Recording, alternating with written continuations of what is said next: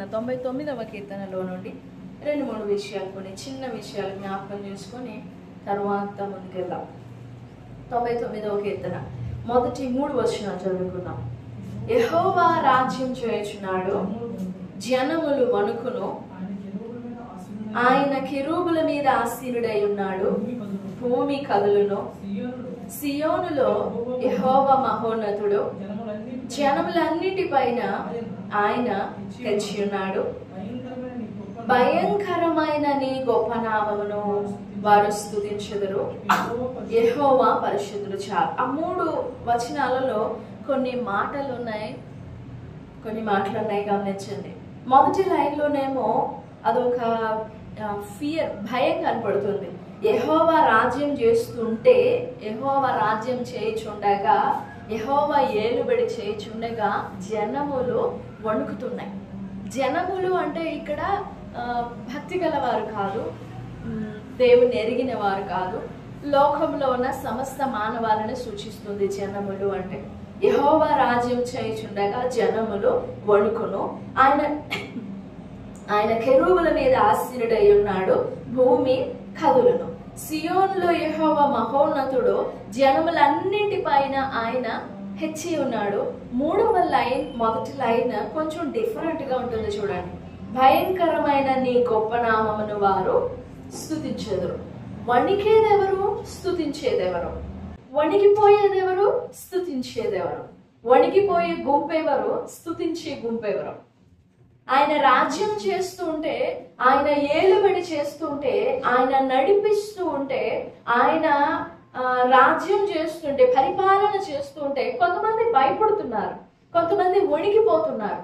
జనములన్నింటి మీద ఆయన తను తాను హెచ్చించుకొనగా, ఆయన కెరూబుల మీద ఆసీనుడై ఉండి, సింహాసనం మీద ఆసీనుడై ఉండి ఆయన రాజ్య పరిపాలన చేస్తుంటే కొంతమంది వణికిపోతున్నారు. కొంతమంది ఏమో భయంకరమైన హెచ్చింపబడిన కెరూబు మీద ఆసీనుడై ఉన్న ఆయన నామముల గురించి కొంతమంది స్తుతిస్తున్నారు. ఈ 2 గుంపుల్లో మనం ఏ గుంపుకు చెందిన వాళ్ళం? సరే, ఎందుకు వణకాలి? ఎందుకు వణికిపోతారు? ఎందుకు స్తుతిస్తారు? 33వ అధ్యాయం యెషయా గ్రంథం 14వ వచనం. దిగులు పడుచున్నారు, వణుకు భక్తిహీనులను పట్టెను. చాలు. యెహోవా రాజ్యం చేయుచుండగా వణుకుతున్నారు, వణుకు పుట్టింది. యెహోవా రాజ్యం చేయుచుండగా వణుకు పుట్టింది. కొన్ని ఏండ్ల సంవత్సరాల నుండి మలాకి గ్రంథానికి మత్తయికి 400 సంవత్సరాలు ఉండింది. అప్పటికి మత్తయి సువార్తకి, అబ్రహాం జీవితానికి ఎన్ని వందల తరాలు ఉన్నాయి. అప్పటి నుండి కూడా ఓ వాగ్దానం కోసం ఎదురు చూస్తా ఉన్నారు ఇశ్రాయేలీయులు. అబ్రహాం అలానే ఎదురు చూశాడు, ఇస్సాకు, యాకోబు, ఆ తర్వాత యోసేపు, ఆ తర్వాత మోషే, దావీదు, ఇంకా తర్వాత వచ్చిన వాళ్ళందరూ కూడా దేవుని వాగ్దానం కోసమే ఎదురు చూస్తున్నారు. కానీ ఎప్పుడైతే యూదుల రాజు జన్మించి ఉన్నాడు అనే మాట వినపడగానే, మనం ఇంతకాలం ఎదురు చూస్తున్న ఆ వార్త మనల్ని ఎదుర్కొని వచ్చింది అనే సంతోషంతో పండగ చేసుకోవాలి కదా. యూదుల రాజుగా పుట్టినవాడు ఎక్కడున్నాడు అని జ్ఞానులు వెళ్ళి ఎవరిని అడుగుతారు? యోసేపునా? ఎవరిని అడిగారు? హేరోదు రాజుని అడిగారు. అప్పుడు హేరోదు మిక్కిలి కలవరపడ్డాడు. ఎందుకు? నా సింహాసనానికి ఎసరు పెట్టేవాడు వచ్చాడు. హేరోదు భయపడడానికి రీజన్ ఉంది. మరి మిగిలిన దేశమంతా ఎందుకు భయపడాలి? వాళ్ళందరూ ఎందుకు కలవరపడ్డారు? వాళ్ళందరూ ఎందుకు వణికిపోయారు? అప్పుడు మీరు వణికిపోతారు అని యెషయా ముందే చెప్పేశాడు. సియోనులో పాపులు దిగులు పడుతున్నారు. ఎవరు పాపులు? యూదులు, ఆ యూదా గోత్రపు వారు. ఆ భయపడిన వాళ్ళందరూ పాపుల క్రింద లెక్కే. ఎందుకని? దేవుని కార్యము, దేవుని నడిపింపు, దేవుని పరిపాలన విధానం, దేవుని నడవడిక ఎందుకు భయం కలిగిస్తుంది? 99:1 యెహోవా రాజ్యం చేయుచున్నాడు అంటే చాలా సంతోషమైనది కదా, చాలా గొప్ప విషయం కదా. దేవుడు రాజ్యం చేస్తుంటే ఎందుకు వణుకు కలుగుతుంది? వారు ఒప్పుకొనక వణుకు పుట్టింది.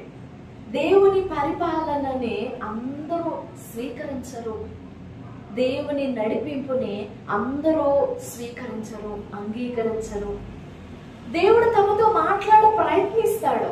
దేవుడు తమను దర్శించి ఎన్నో మార్లు తరచి మాట్లాడ ప్రయత్నిస్తాడు. కానీ వారు కొంతమంది ఒప్పరు, అంటే ఒప్పుకోరు, అంగీకరించరు. ఎందుకంటే కంటే బుద్ధి అలాంటిదన్నా, ఆ విధేయత అలాంటిదన్నా, ఆ విశ్వాసం అలాంటిదన్నా. ఎప్పుడైతే దేవుని అధికారానికి ఒప్పుకొనవో భయం స్టార్ట్ అవుతుంది, వణుకు స్టార్ట్ అవుతుంది, ప్రతిదానికి ఆయాసపడడం స్టార్ట్ అవుతుంది. ఎప్పుడైతే దేవుని పరిపాలన విధానాన్ని, దేవుని నడిపింపుని, దేవుడు నిన్ను ఎలాంటి పరిస్థితుల్లో ఉండి నడిపిస్తున్నాడో దాన్ని నువ్వు గ్రహించి, దేవా నీ చిత్తం, దేవా నువ్వు జరిగించినది యెహోవా నీ చిత్తం అని ఎప్పుడైతే దేవుని ఏలుబడికి నిన్ను నీవు అప్పగించుకుంటావో అప్పుడు నీ నోట స్తుతి వస్తుంది. స్తుతించడం అందరి వలన కాదు. Not every praises are true praises. అన్ని స్తుతులు నిజమైన స్తుతి కాదు, అంతే. అన్ని రకాలైన స్తుతులు నిజమైన స్తుతి కాదు. నిజంగా నువ్వు స్తుతించేటప్పుడు అది నిజమైన స్తుతో, పొరపాటున స్తుతో, నేమ్ సేక్, నామకార్థమైన స్తుతియో ఆలోచించుకోవాలి.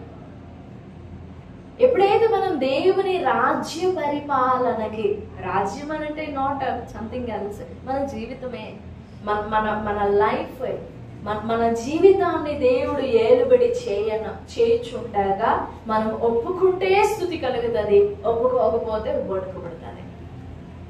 ఆ యూదుల రాజుగా పుట్టిన వాడు ఎక్కడున్నాడు అని ఆ జ్ఞానులు వచ్చి ఆ మాట చెప్పగానే దేశమంతటికి ఒక అనౌన్స్మెంట్ ఇచ్చి ఉండాలి, సంతోషకరమైన వార్త. అప్పుడు వాళ్ళందరూ కూడా స్తుతించేవారు, యూదుల రాజుగా పుట్టినవాడు ఎక్కడని అందరూ కూడా వచ్చి పండగ చేసేవాళ్ళే. మనకి దక్కేది కాదు కృప, వాళ్ళే చేసుకునే వాళ్ళు ప్రభుని, మనకి కృప దక్కేది కాదు. కానీ వాళ్ళు ఒప్పుకోలేదు కాబట్టి దేవుడు జరిగించిన ఆ కార్యం ఎందుకు అనంటే యెషయా గ్రంథంలో ఉంటుంది, నీతిని బట్టి, వెలుచూపుని బట్టి కాదు, కంటి చూపుని బట్టి కాదు, నీతిని బట్టి ఆయన పరిపాలన చేస్తాడు. 9వ అధ్యాయంలో ఉంటుంది. యథార్థతను బట్టి, న్యాయాన్ని బట్టి, నీతిని బట్టి ఆయన పరిపాలన చేస్తాడు. ఆ నీతి ఒప్పుకోవడం కష్టమైంది. ఎందుకంటే వాళ్ళంతవరకు దుర్మార్గతలోనో, దుర్నీతిలోనో, స్వనీతిలోనో బ్రతికారు కదా. మరలా దేవుని నీతి కిందకి రావాలి అంటే చాలా కష్టం అయిపోతుంది. అందుకే వాళ్ళు ఒప్పుకోలేకపోయారు, కలవరపడ్డారు. హేరోదు అనంటే తన సింహాసనం పోతుందని భయపడి ఉంటాడు. మిగిలిన వాళ్ళందరూ ఎందుకు భయపడ్డట్టు? వారంతవరకు ఉండిన కంఫర్ట్ జోన్ లో నుంచి ఈ మెస్సియా, ఈ యూదుల రాజు మమ్మల్ని వేరు చేసేస్తాడేమో, మమ్మల్ని తొలగిస్తాడేమో అని భయపడి ఒప్పుకోక దిగులు పడి హేరోదు రాజుకు పుట్టిందో లేదో ఆ తలంపు, 2 సంవత్సరాల లోపు ఉన్న మగ బిడ్డల్ని చంపివేయాలనే ఆలోచన హేరోదుకు పుట్టిందో లేకపోతే వీళ్ళే సలహా ఇచ్చారు. ఏది ఆయన పుట్టిన క్షణము నుండే మరణం వెంటాడింది యేసు ప్రభు వారిని. ఏదైనా సిలువకి ఎక్కినప్పుడు కాదు, పుట్టిన ఆ టైం నుండే.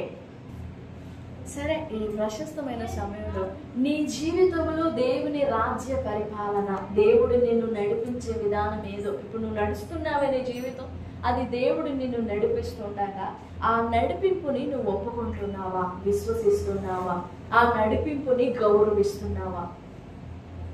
చాలా మంది దేవుని ఏలుబడిని గౌరవించరు, ఒప్పరు, నచ్చరు.